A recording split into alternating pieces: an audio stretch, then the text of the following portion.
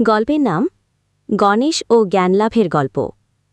একবার দেবতারা ঠিক করলেন কেই সবার মধ্যে বেশি জ্ঞানী তা পরীক্ষা করা হবে।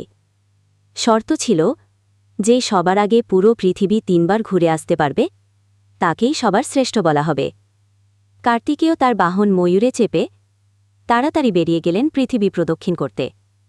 কিন্তু গণেশজি তার ছোট্ট ইঁদুরে বসে ভাবলেন, ইঁদুর তো ধীরে চলে, আমি তো কখনোই পৃথিবী ঘুরে আসতে পারব না। কিন্তু আসল জ্ঞান তো শক্তিতে নয়। তখন তিনি তার বাবা মা শিব ও পার্বতীকে প্রণাম করে তাদের চারপাশে 3বার ঘুরে এলেন। সবাই অবাক হয়ে জিজ্ঞেস করল, গণেশ, তুমি তো পৃথিবী ঘুরতে যাওনি। গণেশ হাসি দিয়ে বললেন, আমার কাছে মা বাবাই পুরো পৃথিবীর সমান, তাদের প্রদক্ষিণ করাই আসল জ্ঞান।